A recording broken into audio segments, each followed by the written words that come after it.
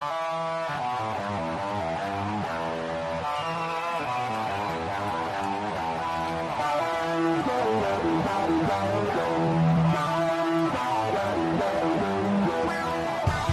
time in a long time, but back like I never left. Taking each day as it comes, you know me, I don't read ahead. Watch me burn down everything, BBE on the TV set. When I'm in control on the road, you could never really know what's up next.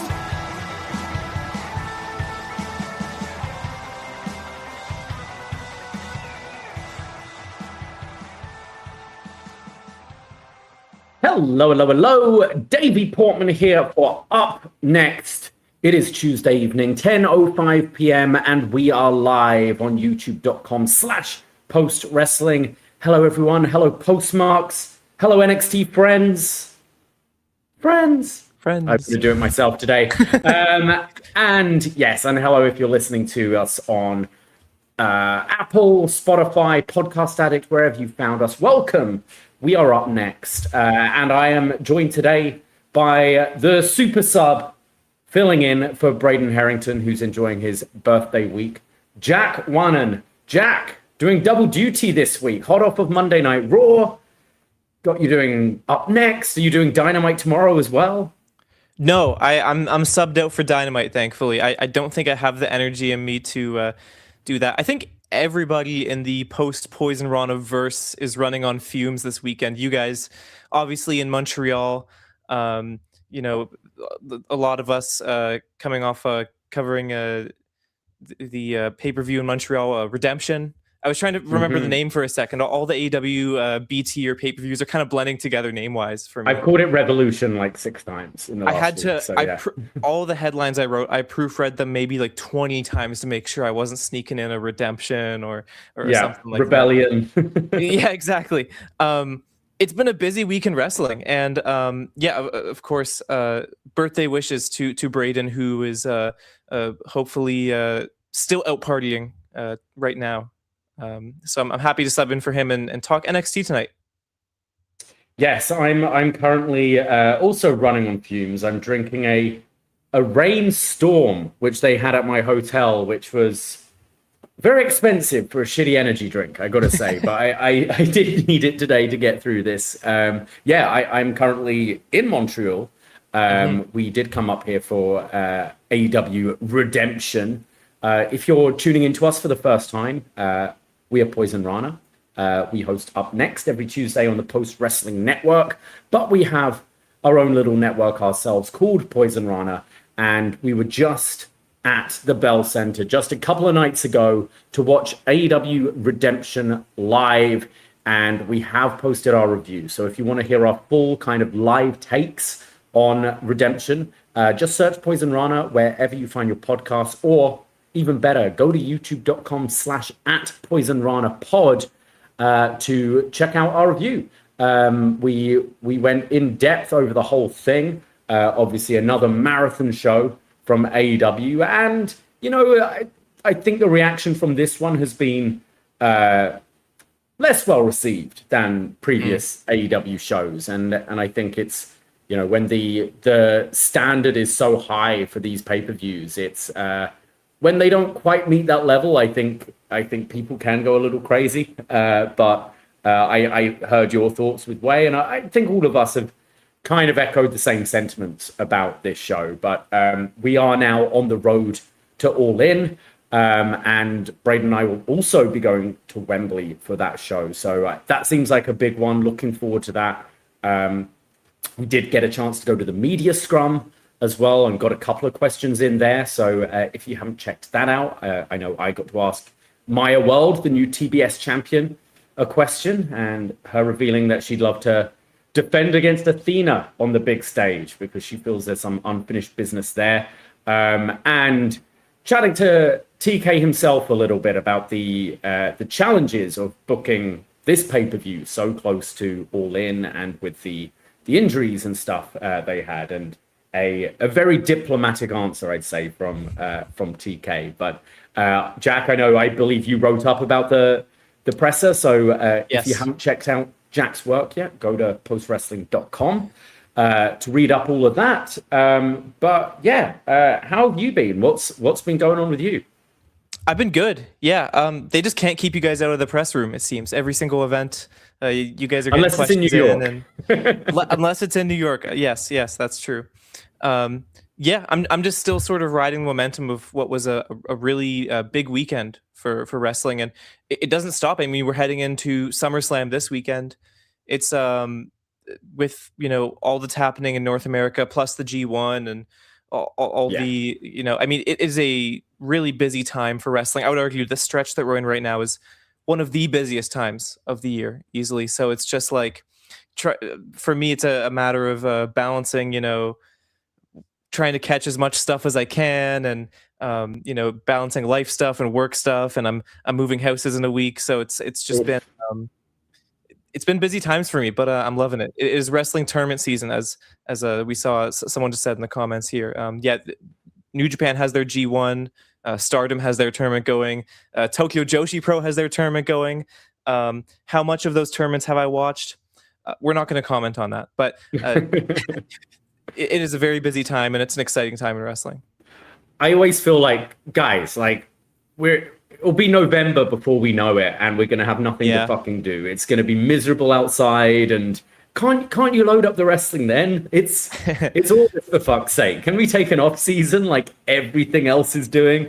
But yeah, this summer especially, it was sort of World Cup ended, and then it's back-to-back weeks of major pay-per-views from both companies, all in coming up. The G1, which I've fallen very behind on, and I'm pretty sure I'm doing pretty miserably in the C block there. But yeah, wrestling never stops. No off season unless you're Maple Leaf Pro. But yes, what's your excitement level for SummerSlam this weekend? Yeah, I mean, I talked with Wade about this a little bit on last night's show, but there are big matches. There are the two main events. Yep. I think the Saturday and Sunday main events, both really solid matches and main event worthy for a stadium show. The card really starts to have its struggles when you look at the mid card and a lot of the matchups that you could really make a case for putting on any other WWE programming, whether that's TV or a Saturday night's main event, but really not on a SummerSlam, for example. I think there's just a lot of I mean, people have said this about a million shows before, but it's a 2-night event that, if you cut the fat, would be a really, really solid 1 night. And obviously they're not going to do that. It's a matter of doubling the amount of money you make in a weekend, really. But it's just there are things to look forward to, but these are not top to bottom stellar SummerSlams. And I mean, looking at, they've announced like the lineups both nights, and yes. There was that joke around, I'm blanking on who said it, but that celebrity that made a joke about, oh yeah, you're a night one WrestleMania guy, kind of the slander. Night one looks way better than night two right now. I am surprised. I didn't see Roman and Seth as being a night two main event. I thought that would be for Cody and Punk, and I don't know if there's been some politicking there. I don't know if that's because perhaps Cody and Punk is earmarked for WrestleMania as well, or something like that. We're going to have a bit of a long feud with this. But guess, I was surprised looking at the lineups for both shows. Yeah, my guess for that was that whether it's fair or not, I think the Raw rivalries are considered the more important ones for WWE. And I do think that they just see Roman as their A guy right now, like their top star. As much as Cody and CM Punk are huge names, I think they see Roman as just this upper echelon of their number one guy they need to push. I think the Saturday main event between Punk and Cody is the significantly more interesting matchup, just personally. Yeah. And I echo your sentiment about Saturday being top to bottom the better lineup. But yeah, I mean, I wasn't too shocked to see that, but I do agree. Saturday looks to be the more enjoyable night. Well, if you are in the Toronto area, we are going to be getting a bunch of people together this Saturday and Sunday at the National at the Well for a bit of a watch party for SummerSlam. Tickets still available. Go to Poisonrana.ca. We're going to have the show on multiple screens. We've got a big projector set up. We've got raffles, drink specials, prizes to be won. Always a great time, these events at the National. So please come along. Still plenty of time to get your tickets and come and join us. But bit of housekeeping before we get into NXT. Obviously, due to hosting 2 nights of SummerSlam at the National, Braden and I will not be going live this Sunday. I believe the plan is for us to go live sometime on Monday with our full review of SummerSlam, as well as the fallout from AEW Redemption. We've got a new episode of Dynamite coming out tomorrow, which I'm sure some big things going to happen, as we're only mere weeks away from All In. So yes, follow our socials, Twitter, Instagram, etc. Just search at Poisonrana Pod. We'll be keeping you posted. And like and subscribe to our YouTube. That's the best way to know when we're going live, youtube.com/@PoisonranaPod.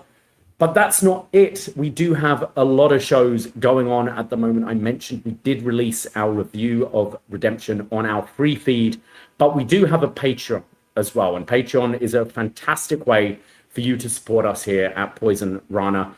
Just go to patreon.com/PoisonRana. And we've been in the SummerSlam spirit. We recently released our review of SummerSlam 2001. Jack, have you seen this event before? No, should I? There's some good stuff on this. Yeah, this is a interesting time in WWF where we're still the Fed. We haven't got the F out quite yet. And we're in the midst of the invasion. You know, you had Austin winning the title at WrestleMania 17, holding that title, doing the story with Triple H getting injured, the invasion happening, and now it's the summer. Kurt Angle is the white hot babyface, and I really recommend that match. Stone Cold versus Kurt Angle is fantastic from that event. But you've got the weird just WCW, ECW crossover stuff going on as well. You've got Jeff Hardy versus Rob Van Dam in the ladder match on the show. Booker T versus The Rock for the WCW title in the main event. And a bit of a sleeper hit, if I do say so, from X-Pac and Tajiri for the light heavyweight and WCW Cruiserweight Championship. I can see that. So, yeah. So we went quite a while on this show, breaking it right down. 2001, an era I'm very fond of. Like, that was like peak fandom for me as a kid. So yeah, go and check that out. That's available on the Patreon. We also just released a Best Match Ever Double J, Jeff Jarrett, to coincide with the Dark Side of the Ring episode about Jeff and his battle for TNA. Really good show. Really fun to look back at some of Jeff Jarrett's career. I know it's been polarizing at times, but I think now in 2026, Jeff is finally kind of getting some of the respect he deserves. And, you know, the wrestling landscape would be completely different without Jeff Jarrett in there. And would we even have a Cruz Montana saying how much TNA helped him on NXT tonight if it wasn't for Jeff Jarrett starting that company? Probably not. So that's available. And then, Jack, do you know what week it happens to be this week? I could think of a few different answers, but what are you leading into here? Jack, it is Shark Week. It is. Is it really? Is Shark Week. It's our favorite week in the calendar, where Braden and I just go and get to talk about sharks. We've reviewed Jaws. We've reviewed Sharknado. We've reviewed Sharktopus. We've reviewed Deep Blue Sea. A lot of crazy shark films. And this year, we're talking about Jason Statham in The Meg. Oh. The biggest shark known to man, the megalodon, the prehistoric beast coming back to life. Eats sharks. Wow. Shark that eats sharks, absolutely. We'll be dropping that in the next couple of days. It is in the bank already. But do you know any good shark facts, Jack? To be honest, I'm not as big of a shark head as you. If I had a shark fact, I think you'd probably already know it. So there's no point. Well, I'm going to hit you with one. Did you know sharks don't have any bones? Serious? Yeah. Wow. And you might ask, what about teeth? Aren't teeth bones? I didn't want to say it, but that is the bit. Yeah. No, teeth aren't bones. Shark don't have bones. They're just, no bones. Wow. It's a very interesting fact. So I'm giving you that one for free. So all week the rest is on the Patreon. You got to pay at for the the rest. bookstore. Yeah, you can tell your movers, and everyone. Just tell them sharks don't have bones. They'll Shark really Week is the type of appreciate it. thing that I feel like Shark Week, like whenever I hear it's Shark Week, I think didn't that just happen like a fefew months ago? Like it's the type of thing where it feels like it happens a few times every year, but I'm very glad you guys are in the Shark Week mood. If I can just add, if you're in Toronto and thinking of going to that watch party, I can testify. Poisonrana puts on a very fun watch party. The National at the Well, very sleek, nice venue with tons of screens and great staff, great time. Highly recommend. Thank you. Yeah, lots of space there, lots of screens. You'll be able to see wherever you are. Sound fully up. Staff are fantastic at that place. It's always a fun time, and we get to hang out. And I always say this: it's watching at home. The commercials and things for these events suck. Like there's so much padding in these WWE pay-per-views. That's true. But when you're hosting an event and you're hanging out with people and you've got prizes to give away and you want to chat to everyone, I welcome them. They're quite useful for us at these shows. Trying to do anything like that at an AEW show, like you barely have time to even pee at these marathon AEW shows. So I will give them that. It is a very social setting. Yes. Yeah. Well, we're not going to waste any more time here. I think it's time to talk about some NXT. Jack, I know you watch the show every week pretty much, right? Oh yeah. You do the reviews on the site and all that. Mm-hmm. So how have you been enjoying it the last few weeks? We've had quite a bit of turnover, new champions in the mix and the lot, and got a big underground match next week and Heatwave coming up to combat AEW All In. I've been enjoying the show recently. I sort of mentioned this here and there. My only real problem with the show recently is that it just feels like it's okay to extend storylines and roll over them, but it feels like so many of them right now have just been extended beyond their sort of expiration date. And that's been my main issue, and we're going to get into that at some points during this, but the fresh faces have been interesting.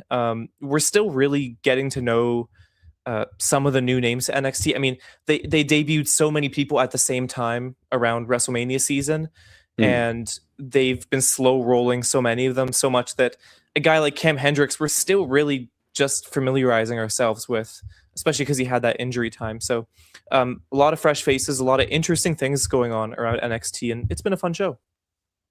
Yeah, I think it's been a pretty easy watch the last few months. I think you have been treated some good matches on the show, and the nature of it just being churning over talent, it does make it quite entertaining. But I completely agree with you. Things like the culling, things like Lola Kendall and Kalani just going on and on about not getting her opportunities. I do agree. A lot of feuds do seem to go that one cycle too long. And Way made a good point on last night's show. He mentioned that a big part of NXT is sort of getting those reps of facing the same people over and over. I partially agree. I mean, these guys are working house shows as well, so they are facing the same people over and over, within these rivalries. But you do have to strike that balance, because you're a show on the CW. This is a business at this point. It's not just a developmental program. It is that, but it's also a business. And when a lot of things are just sort of circling around and not really exiting when they should, it does wear on the show a little. And you want to gain that skill of being able to work with multiple styles and learn that as well, I believe. But NXT from Tuesday, the 28th of July, 2026, live from the Performance Center. And we start off abruptly with Grayson Waller in the ring. Wasn't expecting this at all. I hadn't really heard any rumblings about this, but Grayson Waller with a live mic. He's going to cut a bit of a pipe bomb. He's going to shoot from the hip, brother. He says, I have a live microphone, finally. I made my main roster debut 6 weeks after I broke my leg, and I main evented in MSG. And then Lincoln Ford Field, Philadelphia, WrestleMania 40, I stood on top of that ladder. I won the tag team championships, and then something changed.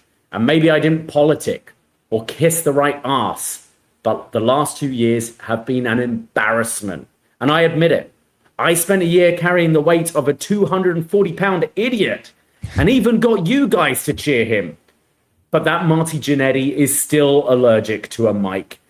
And then I spent a whole year as part of a funeral saying how good some other people's were. But you know what? It's a new day, and I could be content with just sitting in catering, but I instead got in the best shape of my career, and I have my demons, and I need to conquer them. And one demon that has been haunting me is the NXT Championship.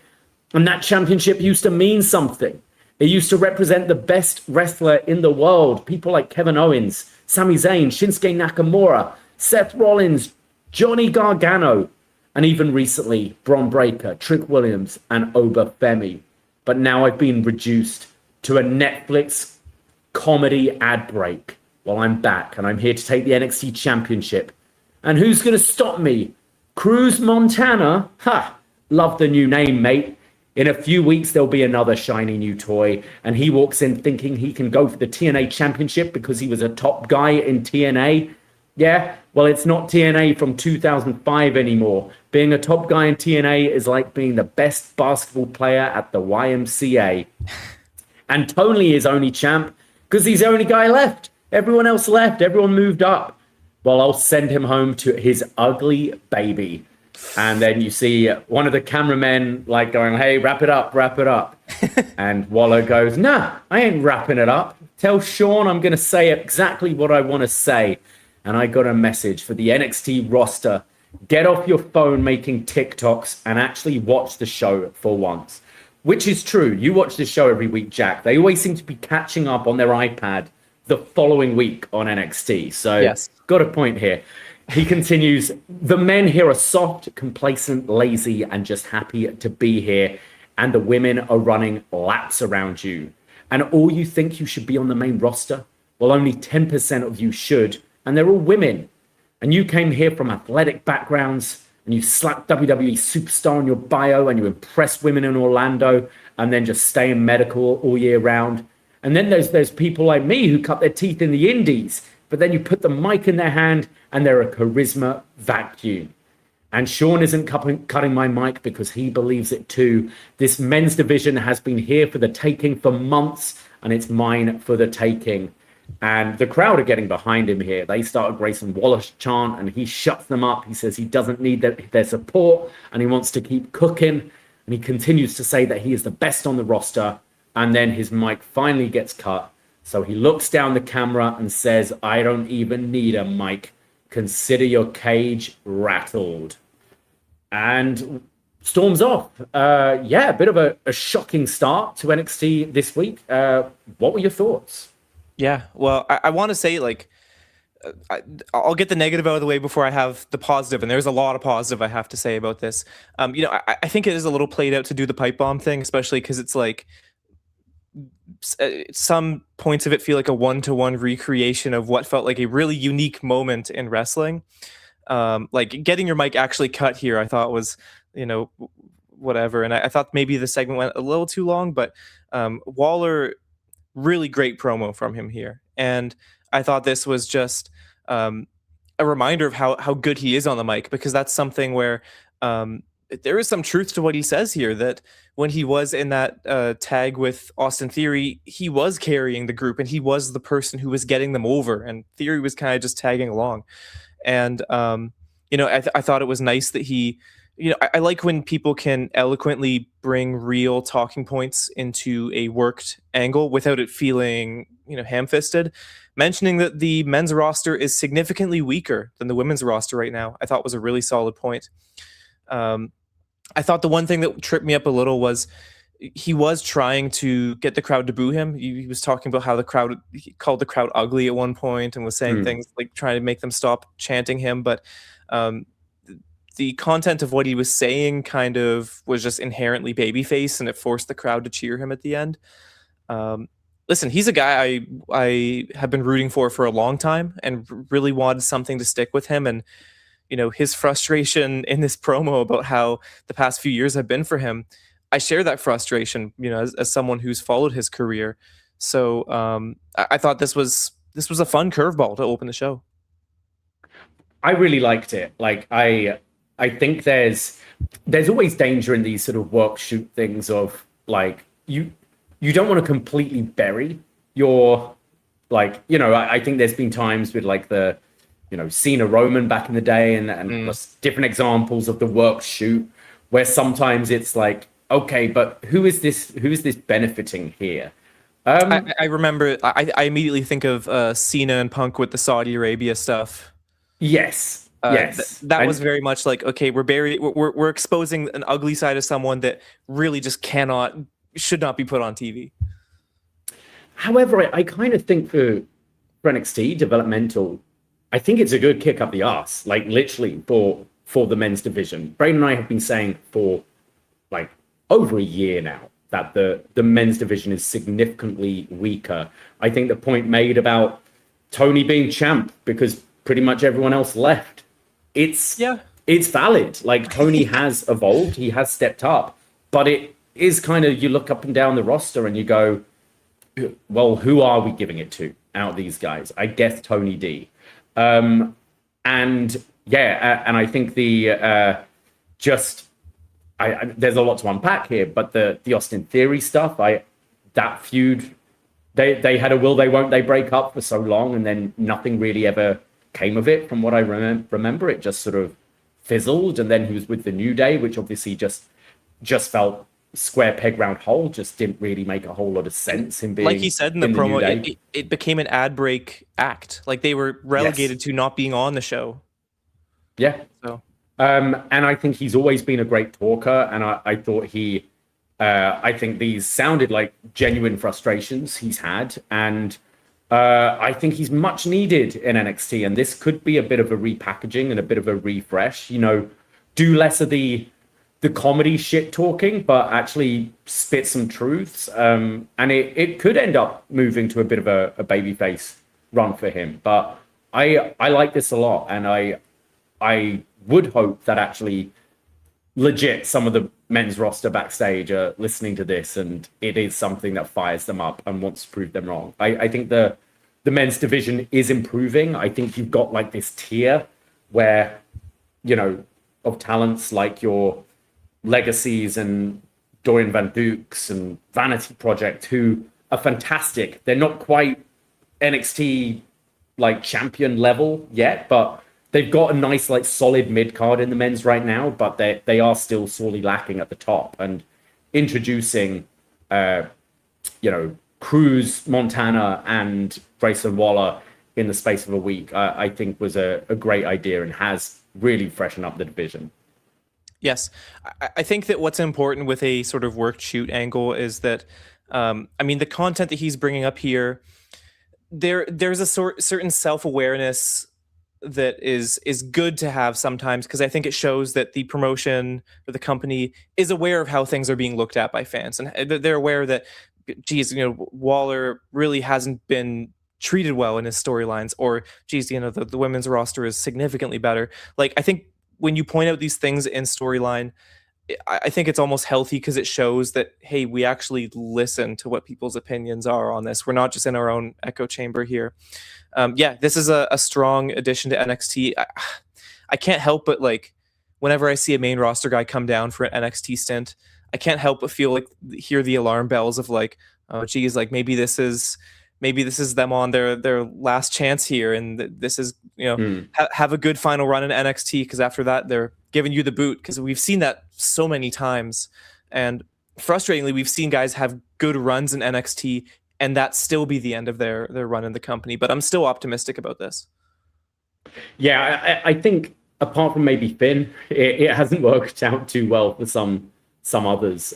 But I agree with you. I also think I don't like when people just kind of forget about what their previous characters were or whatever. I like the idea that, your bad gimmicks or your fuck ups or whatever informs the character you are today. And that was very much evident in this promo. Yes. We go backstage and we see Myles Borne and Tavion Heights, and Both are pissed off about these comments from Grayson Waller. And Myles says, basically, I want to take him out, but I got to focus on what's going on here. And that's my match tonight against Kam Hendrix. And then once I win that, we'll be winning the tag titles next week. And I'll be champ, double champ. Mason Rook comes in and he says, we're not going to let him call us a bunch of dufters, are we? And doesn't like or respect what Waller said about them. And he reveals that he wants his hands on Kam Hendrix. And they go, oh, well, let Myles take care of him first. He goes, nah, I'm 110% ready to kick his ass. And Myles just says, please stay out of it tonight. Where have you been with Mason Rook? Because I feel he had a big debut and then now he's just walking around in his denim jacket and hat and hanging out with Lizzy Rain and just seems to be friends with guys backstage. I don't think they really capitalized on that debut as effectively as they could have. I think it's frustrating that Mason Rook came onto the scene and they started talking about him as a main title picture guy. And it's almost sort of isolated him to just kind of waiting for that opportunity to come around and not really doing anything significant until then. I think that he's someone who I really enjoy his in-ring style. I think his character, he's finding his footing there, but he has the potential to really work that out. But he needs to actually do something of value to put those reps in, and we just haven't seen that with him yet. I think he's lost some momentum just from, like you said, kind of doing nothing. But I think we'll see something interesting out of him eventually. The fact that he's still on TV every week gives me hope that they see a lot in him. Yeah, I feel character-wise, I don't want to see this guy with friends. I mean, everyone should have friends, but it just doesn't really. I think he'd be way better just doing squash matches every week. If you want to get him on TV, have him against some guys from Evolve and just show off his moveset and how agile he is for a big guy and that kind of thing. And then a little mini Kam feud. But I haven't really enjoyed him just hanging out with the guys and girls backstage. His kind of what he's wearing as well. He just comes across less intimidating every week, I find. Yeah, well, at least they haven't put him in a KFC popcorn chicken segment yet. Maybe it'll be his turn to do that next week, because it's just a loss for any wrestler that's put in those positions.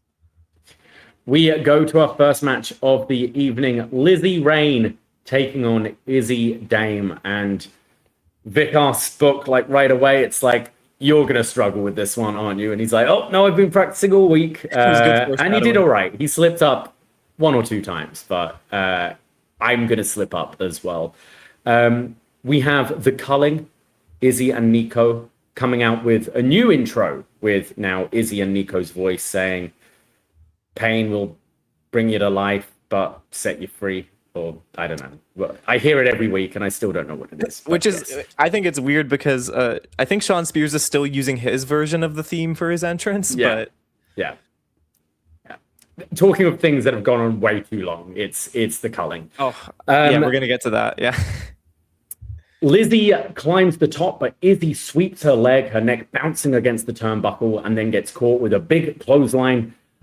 Izzy starts to fight back and hits a spinning heel kick. We get the springboard back elbow from Lizzy Rain and then goes for a tope, but gets caught by Izzy on the outside, follows up with a big boot on the floor. We come back from break and Izzy Dame hits the Randy Orton style backbreaker across the back. This is where Booker gets the names mixed up, and I think I've already done it once on this recap. Lizzy then goes up top and hits a missile drop kick, followed by a series of clotheslines and back elbows.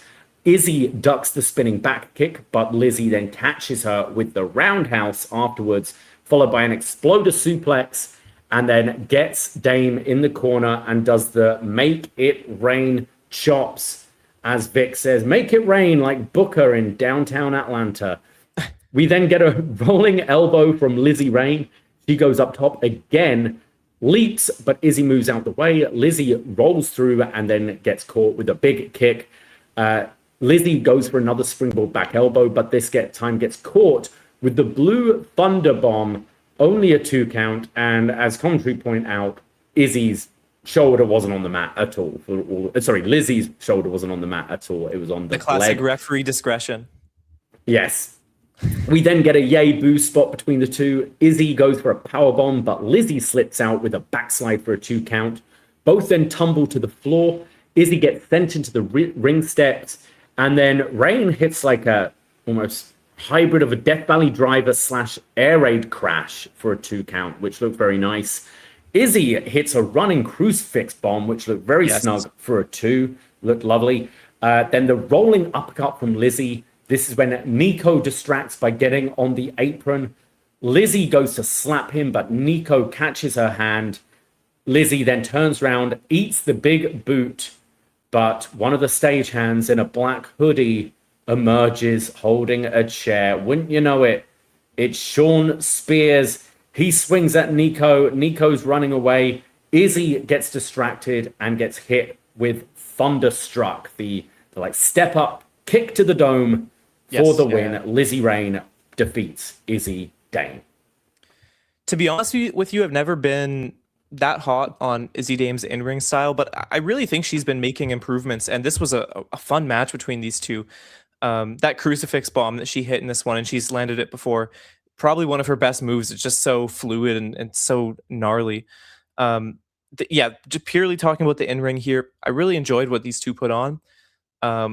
Shawn Spears and Nico Vance, I just don't care. Like, I really do not want to see these guys anywhere near each other ever again. Like, when Spears was kicked from the group weeks ago, I was like, great, now we can just move on. Dame can do something else. It's time to move on. We can repackage Spears or do whatever with him. And it just kept going. And they had a match, right? These two faced off. Yeah. And then it kept going. And it's just like, why is it still going? I really hate this. Yeah. This was probably my match of the night, I think. Like, I thought they both worked really well. The crowd were into it. Lizzy's very popular. I think this group now is holding Izzy back. I do think there was a point where the culling actually helped Izzy Dame. It gave her something to it gave her promo time. It gave her a bit of a group and presence and made her a bit more recognizable than just another woman on the roster. She's outgrown that now. I don't mind Nico Vance's in-ring work either, but he's outgrown this. And I think Shawn Spears, it's just, what is the goal of him in NXT? Braden and I are always saying he's there to be a bit of a player coach, right? He's there to be a quote unquote good hand, that term that's always followed him around, and help out these youngsters, be a veteran in there. But this feud is going on way too long, and I think he gets way too much screen time for that role. And if you are going to give him that screen time, just do a fucking NXT nostalgia run at this point. You know, have someone talk to him. When you get those people come down from the main roster or whatever, be like, remember who you are. Bring back the 10-man. Bring back the theme. Bring back Ty Dillinger. Have a little bit of a run with that, because I think the fans would have more fun with that for a brief period of time. Working with some heels, working with a vanity project who can just make fun of him for being old and a nostalgia act and all that. Work with some different people. But this ran its course months ago, and it's still going on. I think what frustrates me with this at this point is the fact that it doesn't really feel like it's done anything for Nico Vance, who during the entire Cullings run has just kind of felt like a guy. Like, he's not a very defined character. His in-ring style is just kind of whatever. And somehow, even in his feud with Shawn Spears one-on-one, it felt like Dame is the A side of it, and she is the actual person to focus on. And this is just, it just doesn't feel like it's done anything for Vance. And I think they just need to do something with him other than just this, which everyone is over at this point. Yeah. We go backstage to the men's locker room. We see Noam Dar with his son, Romeo Moreno, and Cruz Montana, and they're so happy he's there in NXT. Romeo and Cruz start talking in Spanish. when Saquon Sugars walks in. Noam apologizes that they couldn't get the job done against Dark State last week. And Saquon goes, hey, it is what it is, man. But they're still pulling splinters from their ass, so I'm happy about that. And Cruz looks at Cruz Santana for the chat, and for people not following Cruz Montana is the former Mike Santana. But yeah, so he's Cruz Montana now. It trips you up that they have the same alliteration, right? Yes. Yeah. I mean, I've no problem with this name. Honestly, I had a problem with Mike. Just Mike. Santana's cool. Mike, and that's got a lot of friends called Mike. Mike, great name. As a wrestler name, I don't know if it does it for me. So Cruz Montana's fine, and I think we'll get used to it pretty quick. But he looks at Saquon and says, last time I saw you, I was whipping your ass all over the garden. Sugar says, look, I'm a changed man now, and we can revisit this at some point, but I got to finish my thing with Dark State. So another feud going on, maybe past its expiration date. Yes. I do like that they are repeatedly bringing up that Sugars is that people are a little cautious to trust him because he was in this terroristic faction in NXT. Yeah. And just because he's out of the group, you can't just go, oh, okay, we're friends now. So I thought having this acknowledgement, I think is some pretty, it's handling the storylines with care. It's something I always have an issue with when, it's happened a few times with Seth Rollins. Seth Rollins gets kicked out the Authority. So we're meant to like him now? No, he was a prick. And then the other pricks decided he was a prick as well, so kicked him out. Seth Rollins gets kicked out the Vision. What, we're supposed to like him now because the other bad guys don't like him? Yeah. Sean Spears with the culling. Nothing redeemable about these characters.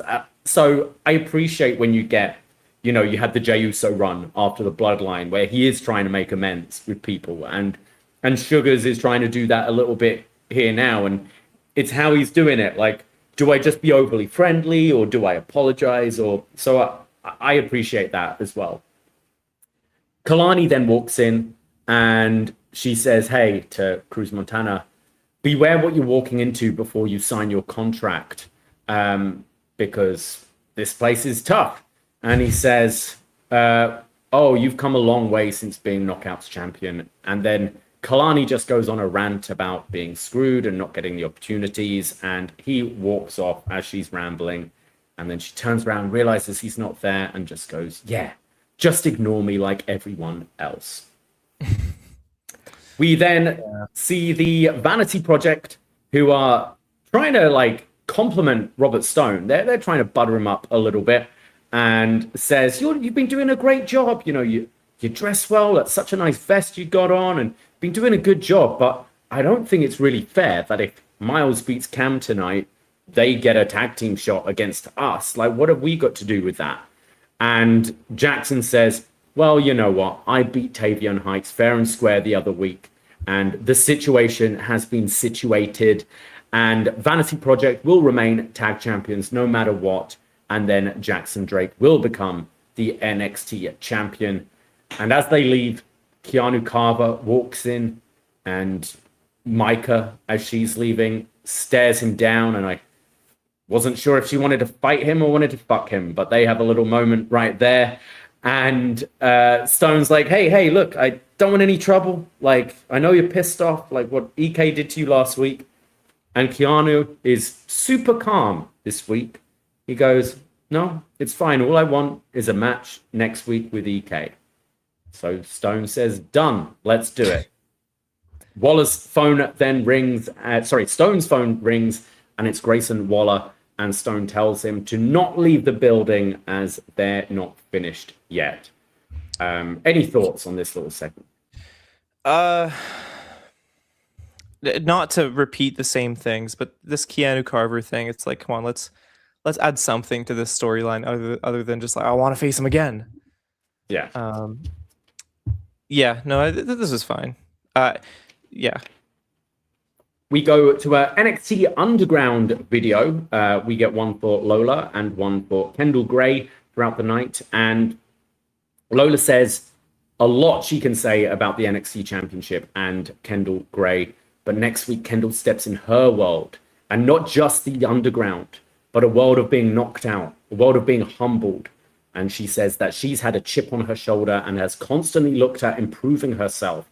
That's why she went to Mexico. She became a AAA mixed tag team champion with Mr. Iguana, and says the champion shouldn't just be happy to be here, as it cuts to clips of Kendall Gray eating cake.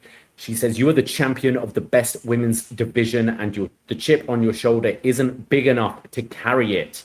And basically it was a fluke win against her. And one day she will be ready to be head of the division, but that day isn't today. And you are walking into the underground, and she'll put a chip on her shoulder, and she will be a 2-time champion. God forbid somebody eats cake. I always like these videos, these sort of NXT focus, prime targets, whatever you want to call it. I think Lola's have always been very effective. And going, like, we do have one a bit later, and I think this was lacking Lola Vice's dad, I will say, because we've seen him be a character, we've seen him training Lola before, and the fact that the later one we have Kendall's father involved, I thought it would be a nice little like mirroring thing. But right. You know, the talk is Lola's moving up soon. That seems to be the rumor going on, that she's wrapping up with NXT.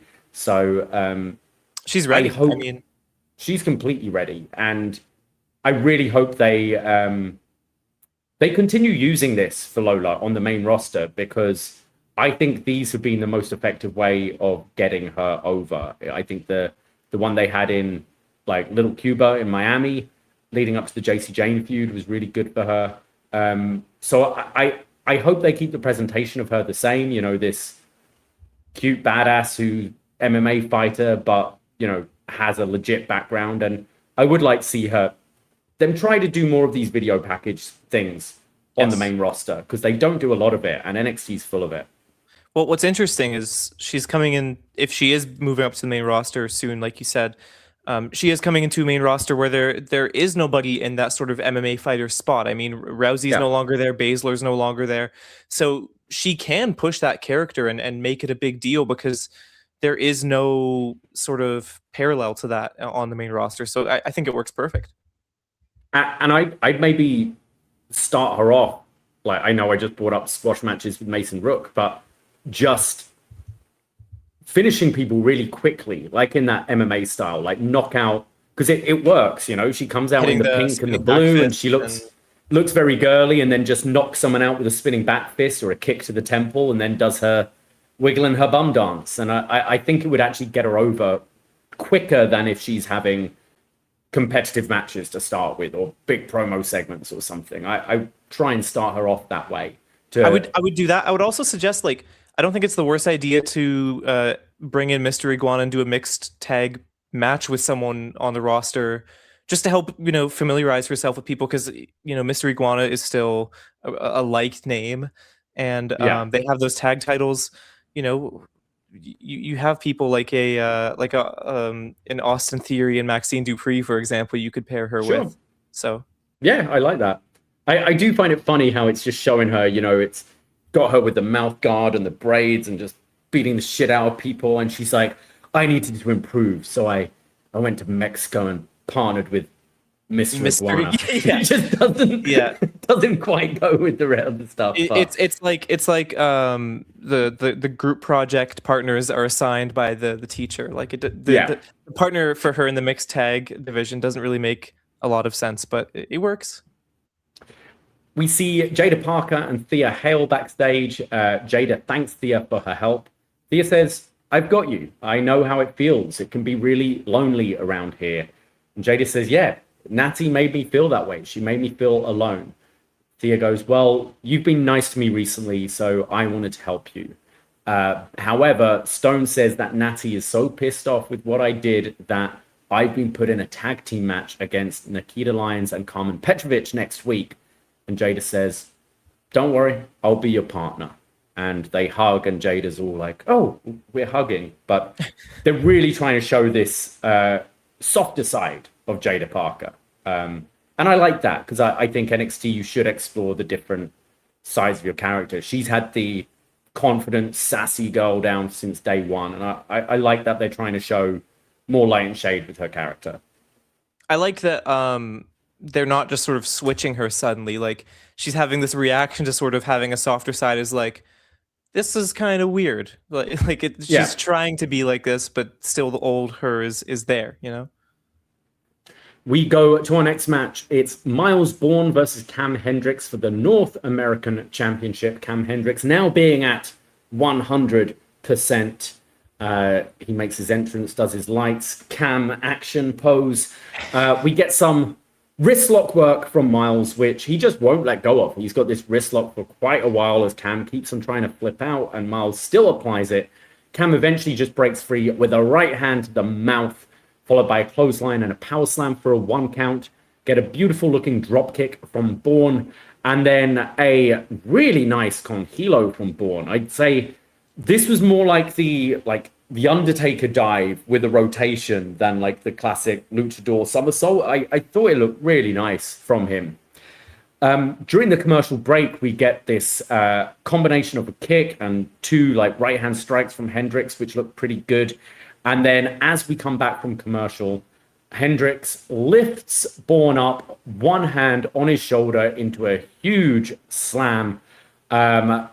He then follows this up with some weak-looking Death Rider-style elbows to the back of the neck, which, if it's not looking brutal, don't do it. But some of the stuff looked nice from Kam. This didn't look so good.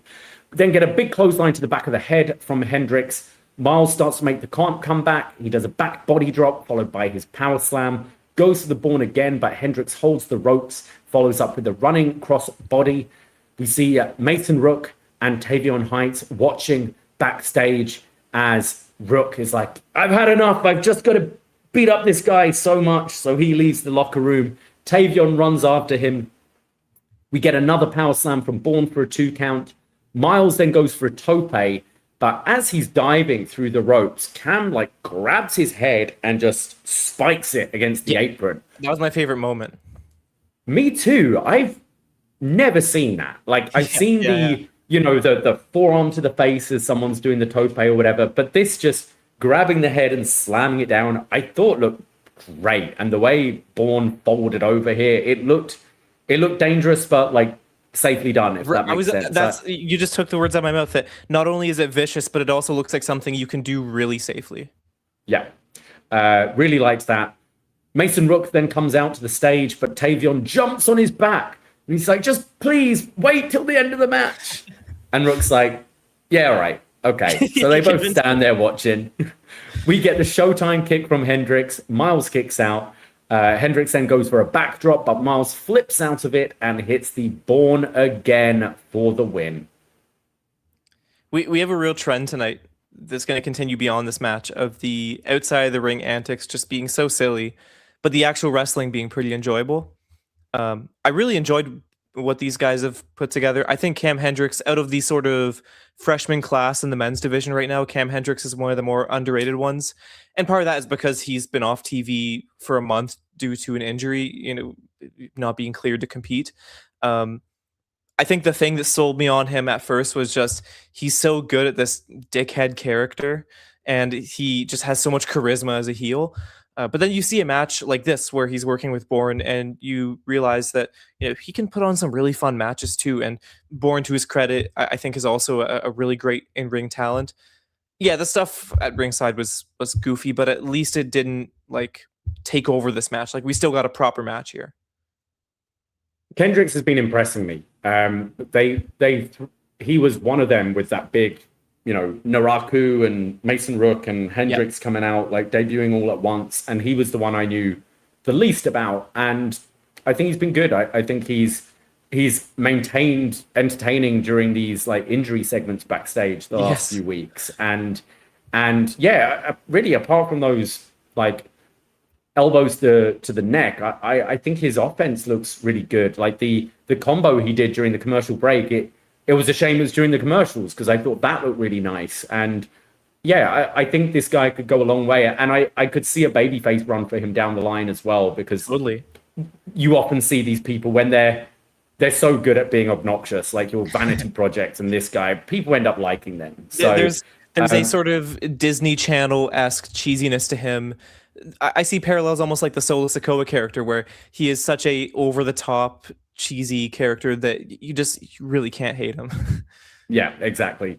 And I think got to accept that just everyone in wrestling has this just ADHD to the max, right? Like, I'll be having a match, I'm just about to win the title, but someone's music plays and I've just got to look at the stage, I've got to be distracted.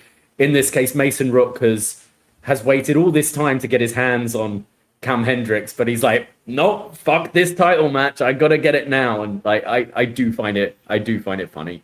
I think my favorite part of it is the silliness of, like, he was convinced in that moment to wait till after the match. He was like, yeah, I'll do that. Like, that makes sense. He's like, yeah, actually, I'm being wrong. I'm being a dick here. Oh, wait, okay. Even though earlier in the night they tried to convince him, he was like, no, I'm interfering in this match. I'm ruining this match. He just had a sudden change of mind. He's saying to the two guys, think of the stakes on the line here. Myles Borne's title and then Tavion Heights' opportunity for a title. They're just like, just wait. It'll be a 7-minute match. It's NXT. The show doesn't go too long. Just wait. And he's like, nah. So funny. So as soon as the match ends, Tavion gives Rook a look and basically said, yeah, you can kill him now. So Rook goes after him, beats him up, and sort of chases him out to the back when Vanity Project run out and beat up Borne and Tavion Heights. And we're getting the tag title match next week. Do you see a title change? No. I don't think so. Yeah. I mean, I think that there's just still more to do with Vanity Project and these tag titles. And I feel like they can't keep their hands out of the cookie jar with this will they, won't they, Tavion Heights, Myles Borne thing. I think they are so in love with the idea of these guys struggling together, and they're just going to come back to that. And I'm so sick of it, but they're going to do it. Yeah, I feel they've been playing with, we don't know if Tavion Heights is going to work better as a heel or the baby face, so we're going to do neither of them. And I feel the writers are will they, won't they, as much as the characters on the screen. Yeah. Part of me hopes they do just win the tag titles, so we don't have that. Because if they lose, I think you're gonna have that like jealousy element creep in with Tavion again, which, like, going back to what we said about the culling and all these other feuds that seem to be going on for a while. But I love the Vanity Project, and I don't want to see them lose that. They have been sort of building up the tag team division quite nicely. I've been saying for months now, bring back the Dusty Classic. I think we have enough teams for it now. You can bring in a AAA team as well. You can bring down a team that you're not doing much from the main roster to be involved with it as well. And I think Vanity Project are sort of fun heels for the winners of the Dusty to go against. One more thing to add on this segment. I just don't really like it was, to me, kind of silly, the idea that, like, Kam Hendrix loses this match and then Mason Rook just beats him up after, and it's like, what point are you proving that you're just beating up a guy who just lost a match? Like, you're just kind of punching down to the biggest extent here. Yeah, we just need that match to be made now, and then both can move on.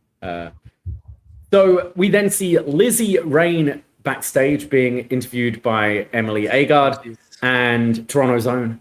And Emily goes, what's next for the Maiden of Metal, and what's with the KFC? So we got these two on KFC duty this week. She says, when wrestling, there's a lot going on. And Shiloh got me on this KFC popcorn chicken. And I feel like I could kick Izzy's ass all over again. But you know what, Emily? I've got my eyes on the underground. And that's when Tristan Angels walks in and says, you need better role models, and KFC sucks. You should be drinking tea and eating sandwiches. He goes away, and then Lizzy offers Emily Agard some popcorn chicken, and they eat it. Like, popcorn chicken, what came out in like 2000, 2001, and it's like all these people have never seen it before. Yeah, that's the thing, is like, I feel like I'm going crazy. Like, KFC popcorn chicken, that's like a year-round item, right? Like, it's not a seasonal thing. Yeah, but they're doing like a full court press on just making sure everyone knows there's this popcorn chicken on KFC's menu. Your Lizzy Rain impression, I have to say, 5 stars. It helps. She's not particularly far from where I am from back home, so not the hardest impression to do. But I did. I caught Emily's Instagram earlier, where she took a bunch of Canadian snacks to the PC, and mainly having the PC, the NXT roster, trying ketchup chips. Ketchup chips. What about? Did she have all dressed? I don't think she took all dress. Maybe she could next week, but yeah. But Izzy Dame, big fan of the ketchup chips. Thea Hale, not so much. Yes. We see OTM preparing for their match when the Garzas, Humberto and Angel from Perros del Mar in AAA, come in and they dab up their fellow stablemate Bronco Neba. They wish him luck on their tag match tonight. And we're just left with Lucian Price looking unsure. How dare you have other friends, Bronco? Yeah. But continuing this little thing going on. This thing with Lucian Price being so jealous is so silly to me, because it's like you can just work both shows. Like they've never been on the same, like they're on 2 different completely nights of the week. Like I don't know. Apart from Heatwave, that's the thing though. They're both on the same day. That's true, but they will have different show times. Yes. Are they the same arena? Yes. Oh, come on. It's easy then. Yeah. So Lucian Price, come on, man, toughen up. Maybe Lucian just wants an invite. He's like, I've been doing my Duolingo. I could join the... It would keep me up at night. Does Carmen Petrovic speak Spanish? I don't think so. No. So it would keep me up at night that my tag partner got invited to this mega heel faction and I just didn't get asked. I'd be pissed. I want to go to Mexico once a month or whatever. Do run-ins. It sounds awesome. Yeah. We see Zarya with Robert Stone when Ren Sinclair walks in. And to be fair, I was kind of on... I like Ren, but I was on Zarya's side here. I was like, she's going, yo, we're talking here. Do you mind? And she's like, yeah, I know, but I just wanted to know something myself. Like, I want to know who my next opponent is. Stone says, well, it's the Speed Championship, and I have to set up a tournament for that, and it's really difficult because the Speed Championship tournaments are only 4 people, and picking 4 women off the roster is incredibly tough to do. And Zarya goes, yeah, and the Speed Championship sucks, and the North American title takes precedent over that. And Ren says, yeah, well, maybe I could challenge for the North American title then. And we haven't had a double champ since, hinting at Solruka. And this is when Stone steps in and says, actually, you know what? I've got an idea. Fuck the Speed tournament. Let's have Zarya versus Ren, the Speed title next week. And if Ren Sinclair wins, Zarya will put the North American title on the line against Ren down the line. So, yeah, I guess we're going to have that North American title match down the line. I mean...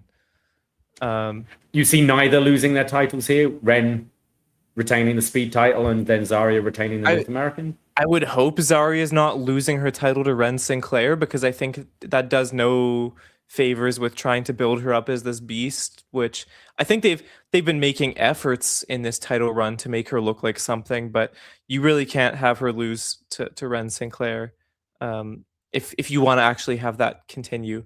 Yeah, I mean, this was a weird segment because it was kind of like the acknowledgement that no one really cares about the Speed title, which I don't know. Maybe you shouldn't acknowledge that on TV, but whatever. The fact they've done that, I'd kind of like Zarya to win the Speed title and then just trash it. Be like, I don't need this. Like it, throw it away. Let's see, retire it. Throwing it around. Yeah, retire it, and then you have Ren on the chase for the North American title, being like, "How dare you? That's the title I made.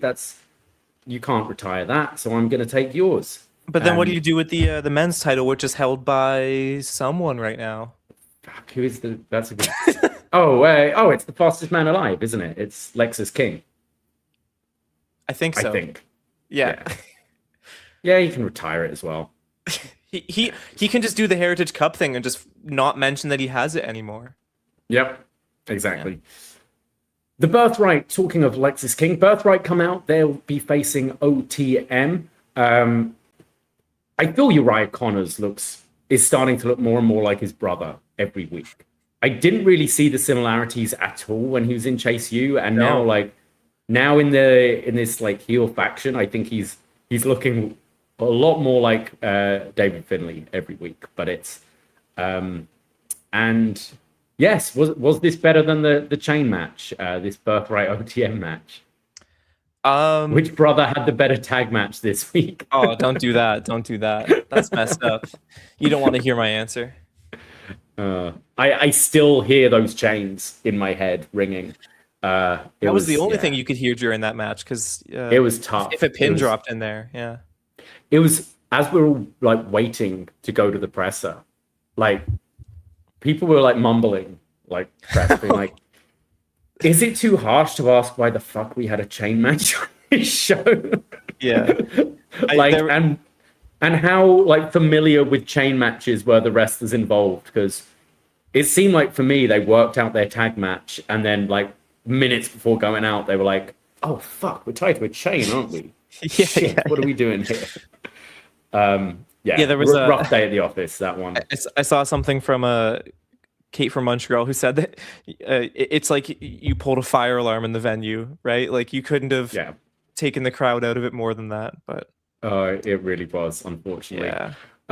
So, BirthRight representatives Uriah Connors and Stax taking on OTM here. Stax quickly tags in to attack on Bronco. Uriah and Lucian then come in, and Uriah hits a huge chop to Price, which Price kind of does the no-sell and just looks pissed off, and then delivers a chop in return. The problem was here, this was kind of meant to be, like when someone chops Gunther, and then he does the no-sell and then just does the loudest chop in the world to the chest, and the other person dies. The problem was Price's didn't sound as good as Connors did here, but Connors still sells it nicely. Stax then chop blocks Nima, allowing for a 2-on-1 beatdown. We then get the big float over knee strike from Price to Stax, and then OTM launch Stax over the top rope on top of BirthRight. This is similar to the move that Tony D and him used to, where he just throw them on their opponents. But Stax taking out all of BirthRight here. Yeah. Bronco then comes off the top rope with a stomp to the chest of Stax. Tag gets made to Price, who comes in with super kicks and headbutts, knocks Charlie Dempsey off the apron, who's trying to interfere.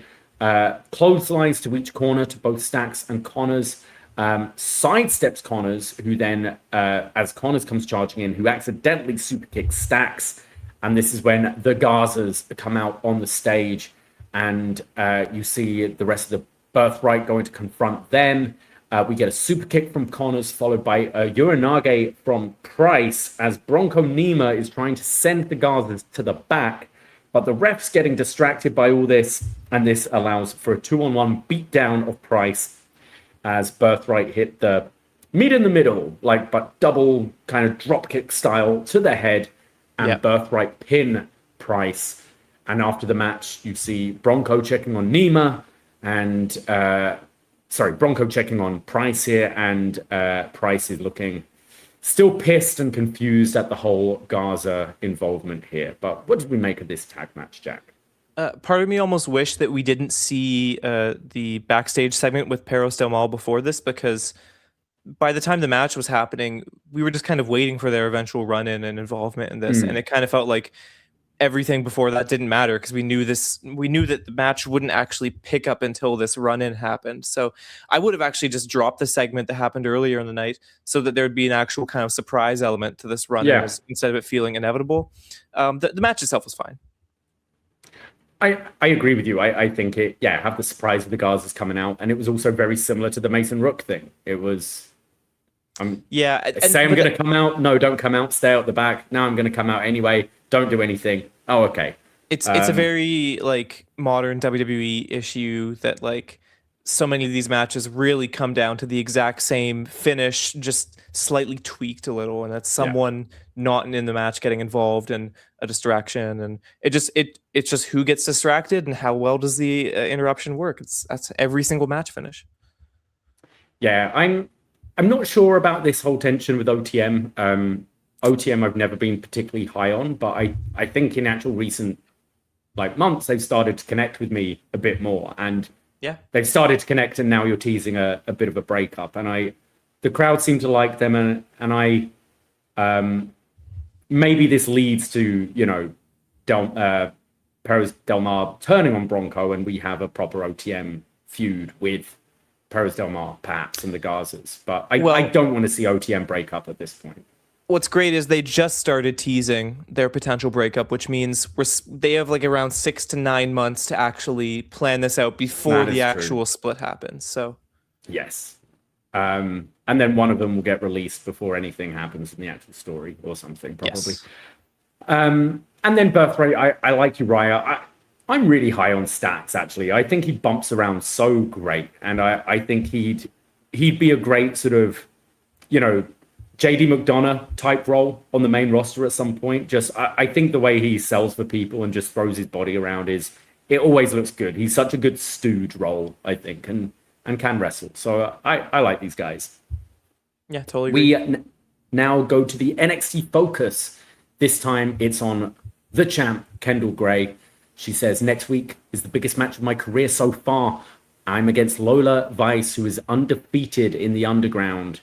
So I've gone back to my old coach, my dad, and we see her training with her dad, and her dad saying Kendall needs to be more technical if she's entering the underground. We see Julius Creed, who is the one who recommended Kendall Gray to WWE, and he's been training with her. He says she's got tenacity, grit, toughness, and it. And she will bring all those things and it next week. Just a video of Kendall training, showing a lot of her amateur background and how, she should be prepared for the underground, and talking about who is the best crossover athlete in WWE. Yeah, it was a fun training montage, and I think she's really finding her voice recently with her promos and on the mic in a way which I think she didn't have at the start. So it was nice. I'm liking her a lot. I like these videos a lot. I'm excited for this match. I think totally the NXT Underground matches have generally been pretty good, and these two have shown they've had incredible chemistry in the past. So I'm so about the Underground stipulation, but these two, I would be shocked if they put together a bad match next week. I think it's gonna be great. And just a reminder that Julius Creed exists, which he was a guy I was very high up on at one point, and yes. Kind of think needs to ditch his brother and just have a bit of a comeback to NXT as well. Go for that NXT title as a solo act would be nice. We haven't seen anything from them since the Americanos stuff wrapped up, right?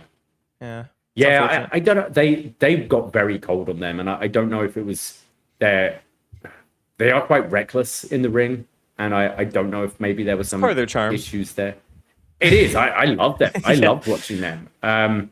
I think Brutus comes across quite immature when I've seen socials and things like that. Yes. I don't know if there's some of that element, but man, I was so high on Julius Creed in NXT, and he was someone I was looking at. It's this guy could be a potential champion one day, and he's just fallen off the radar. So a nice reminder here that he exists.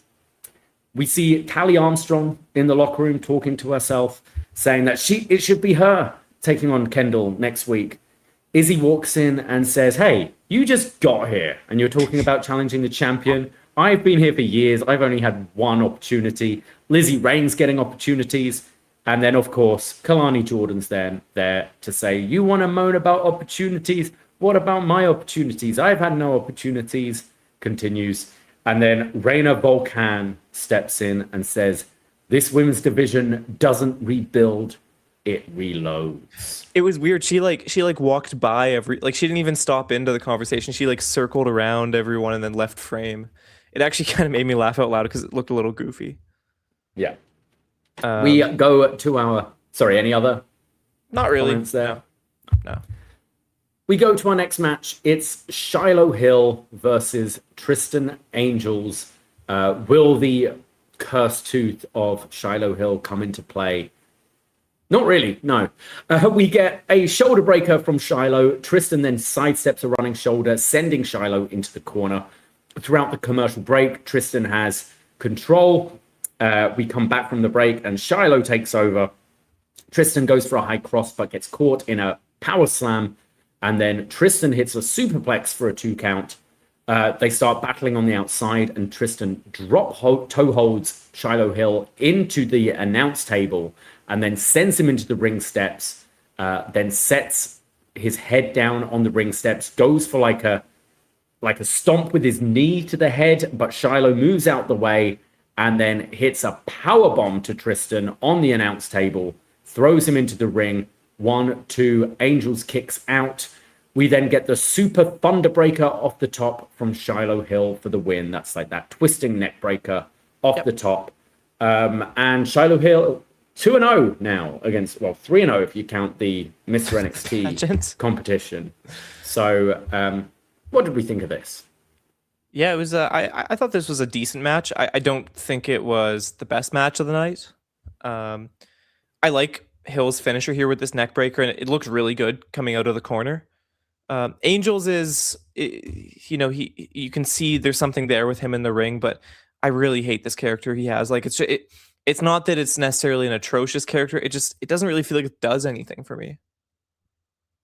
He feels quite old school in a way. Like this character, it's instantly unlikable, and like I'd compare him to like a Damien Sandow or something like that. I think he plays. That's not a good. I think he plays the character very well, and I think it's a character that can generate heat and can be quite entertaining, get their comeuppance and things like that. But then I think his heel instincts throughout the match are pretty good, but his offense isn't particularly interesting when you're looking at sort of 2026 styles. I think he's very rough around the edges. But he's super young. I think he's like 22, 23. So I think the fact he's got that, like the character down, I really admire. And I hope he can put a bit more of it together. Because he's a character I could see on the main roster. Because especially back in the Vince days, they love these sort of characters to get beaten up by the baby faces and stuff. I guess but wasn't my the thing most is interesting match in the world. No, out of all the recent NXT debuts, there's been so many names where it's like, I don't think you have to wait that long to throw them into something meaningful. Angels is kind of the opposite, where I think you should really take it super slow with him and just have these kind of almost meaningless rivalries on TV where you can just kind of make him figure out what he's doing and give him a little more, put some more elements to his character. I don't think he's just there in terms of being thrown into something meaningful. And I swear to God, I really hope I do not hear a single thing about this rivalry by next week, because I'm just so done with it. The pageant was a month ago. Jeez, yeah. So next week we have announced the tag title match between the Vanity Project and the former NQCC, and we have Jada Parker, Thea Hale taking on Carmen Petrovic and Nikita Lyons. We go to our main event segment, and Cruz Montana comes out.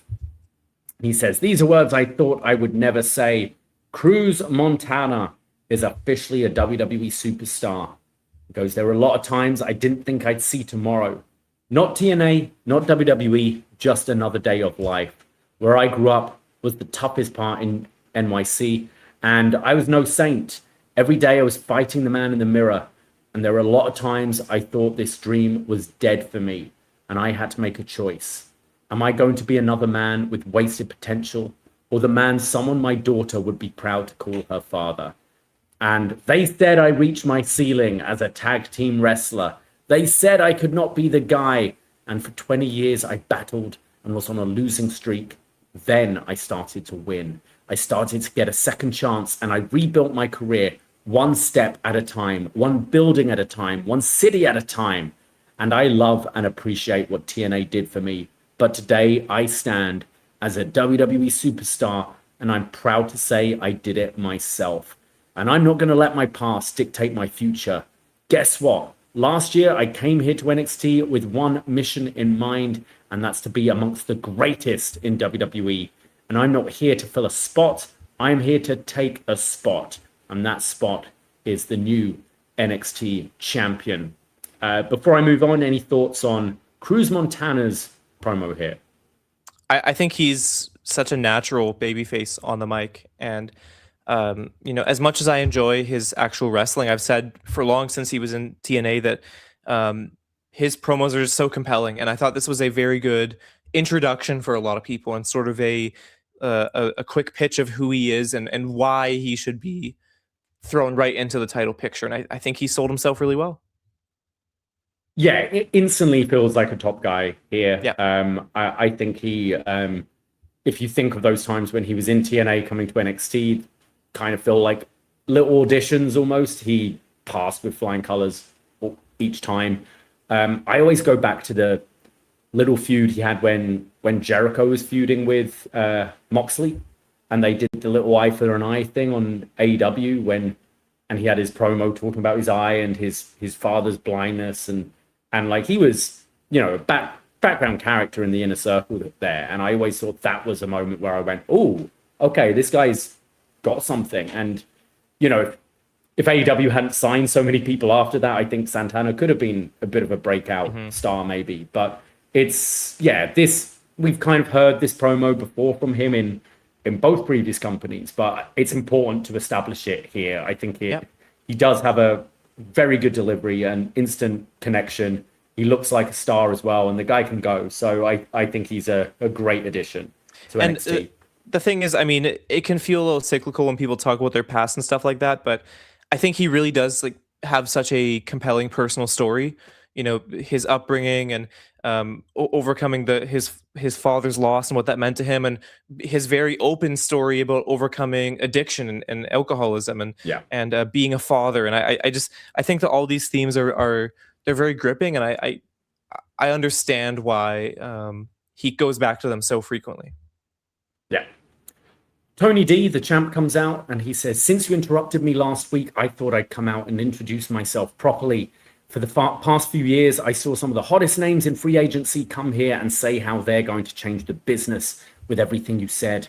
I believe you. With everything you said, I believe you, except for one thing. You will not be NXT champion. Unfortunately for you and Kangaroo Jack, that spot is taken until further notice. And there's a lot of things you can be, but there's one thing that you can't be." Cruz says, "I'm going to stop you right there and tell you exactly how I'm going to take that spot." But before he does, Grayson Waller attacks him from behind. We get a bit of a brawl between the three as Tony and Montana are trying to take out Waller. And Montana goes for spin the block, but Waller gets out the way and he lays out Tony D. So are we assuming a three-way heatwave between these three? I would assume so. And considering they have a few weeks to build to that, I'm on board for it. I think NXT can overdo it sometimes with triple threats and four ways and stuff like that. But I want this one. I'm looking forward to this one if that's what they make. And do you think they change the title as quick as Heatwave? Or do you see, with it being a three-way, it's a way you can extend Tony's run a little bit? It's tough. I don't know. I think that... I don't know. I really thought that to legitimize Tony D'Angelo, you want to give him a really long run. He's had a decent length run at this point, I would say. So I'm okay with it going either way, honestly. I think at this point, it probably makes most sense to put it on Waller, right? And then I think Tony must be someone that they're considering bringing up soon, because what else is there for them to do in NXT at this point? There's got to be a point where you're either going to cut bait or promote these guys to the main roster. And I don't think it does a whole lot for Cruz Montana just winning the title on his first shot, especially with this promo he's saying. You want that fight. You want that struggle to get there. And I think Grayson Waller winning this three-way and can do it in the heel way where everyone else finishes their finisher and you throw them out the ring and pick up the win. And then having Montana chasing Waller, I think makes a whole lot more sense. And what I like about these three is, Tony's been feuding with Naraku. So he's kind of been doing the promos all on his own, right? So, and it's been a little cartoony with the Naraku story, where I think you've got two more like grounded stories with clear intentions on why they want to be champion. You've got Grayson Waller, who feels he's been disrespected and his career's been a bit of a joke, so he wants to make a statement. And you've got Santana, who's like clawed his way to this position and worked his way up from other companies to be here. And I actually think the three of them, like, this could drag more out Tony D, because he's now got to find that grounding in going through promo battles with this, rather than dealing with "you set my face on fire" Naraku. So I quite like this direction. Yes, I am curious, just as a short side note, how long do you actually like want Santana in NXT? Because he is, I mean, NXT obviously brings in a lot of experienced wrestlers, but I think one thing that's distinct about him is he has spent a lot of time in that American TV system, where he's already working that TV style in his promos, in the way he presents himself. And he does seem like a full package. So I'm curious what you feel about that. I mean, there's no reason for him to be in NXT, really. Yeah. Like, he's ready for main roster completely. I think it's more, do you have something for him on the main roster at this point? Like, we're talking about a Lola Vice moving up, and love Lola Vice, but, Jordan Grace is healthy.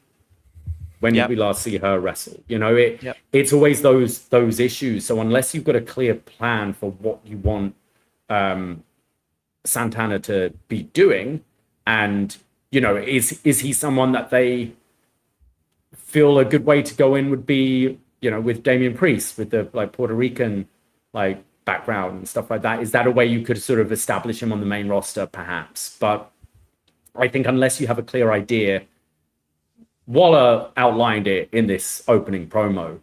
The men's division sucks. Like, maybe that's a little harsh, but yeah, it lacks the top stars. It lacks the top guys. And I think until they've got something, having Santana here to like just bolster the brand a little bit makes a lot of sense. But yeah, he was ready when he left AEW for main roster, in my opinion.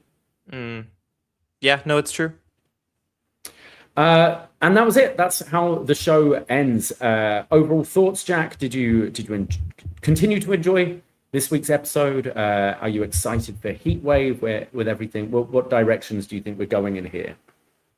I think the interesting thing for Heatwave is where the women's division will go. I mean, we have the underground match next week, so really it could go in any direction with the women's title. I think this was a really solid episode. They, through the opening and closing segments, in one night, sold you on what is a very solid title program. I have my criticisms that at this point you've heard at length about how some things are extended and gone on for too long.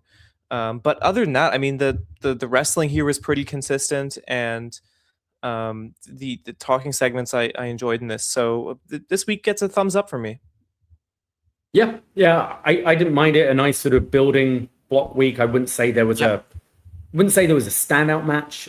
If I had to pick, I'd probably pick the opening women's match. But the way they all finished does diminish something from them. That you didn't get a solid match with a satisfying ending to it. They all kind of had that same, cheeky WWE distraction spot. But the actual in-ring work that leads up to it, which obviously does matter to some extent. We can't forget that. It was good matches.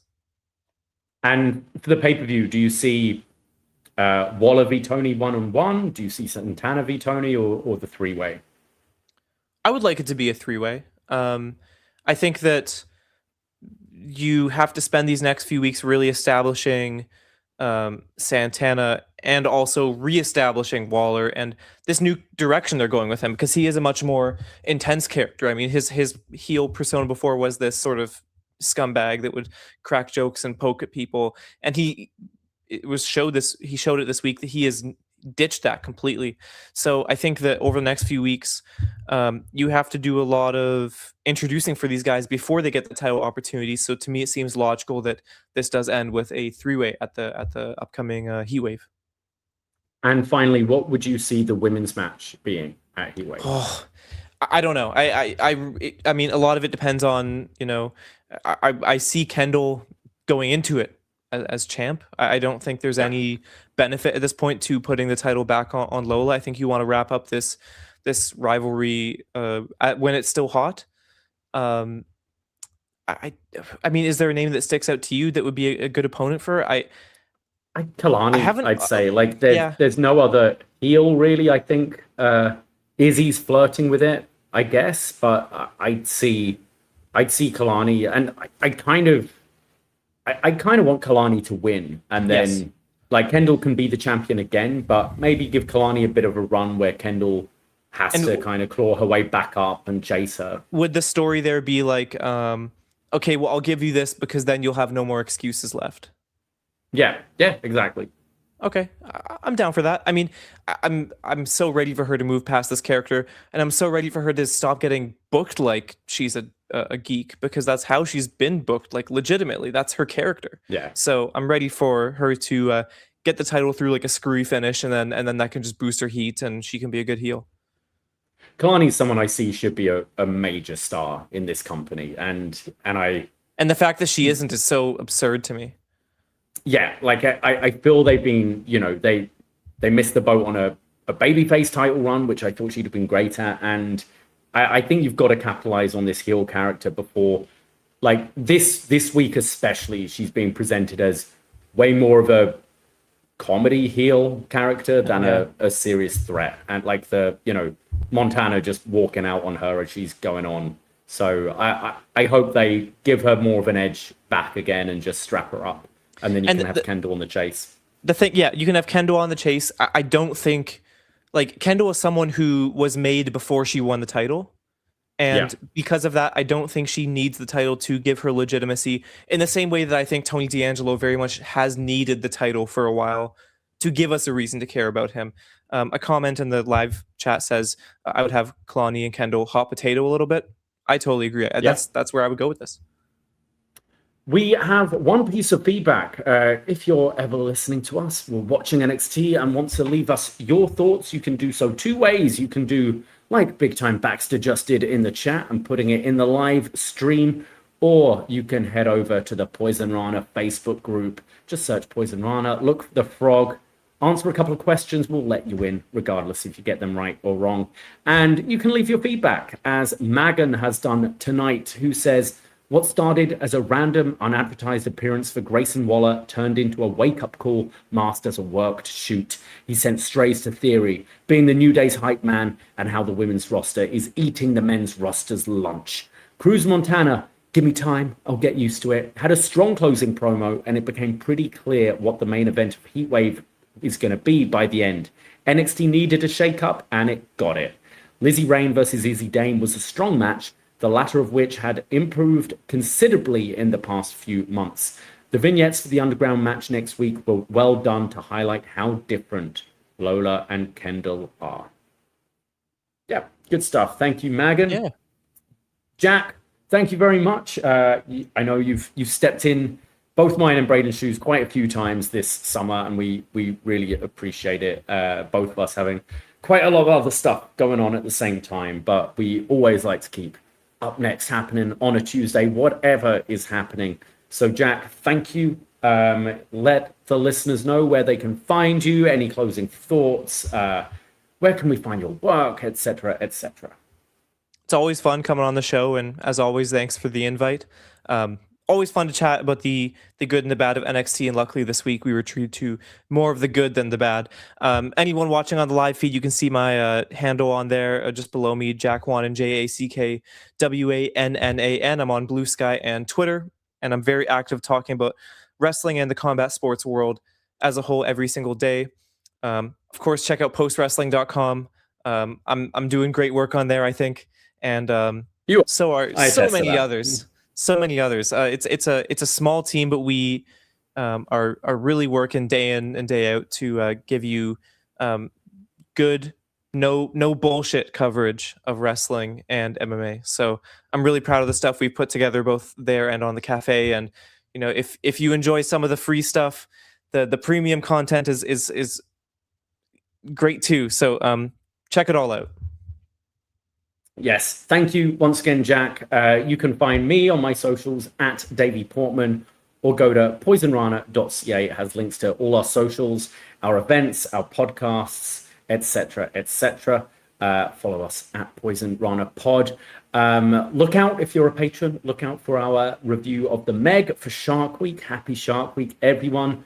Go back in our archives. We've got lots of old reviews in there for you to listen to that are timeless, that last forever.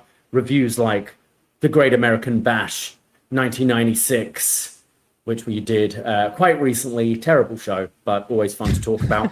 Yes, and we'll be back. I think Monday is the plan. Time TBC for our review of SummerSlam and this week's AEW. But thank you. Have a good one. Stay safe. Take care. And ahoy!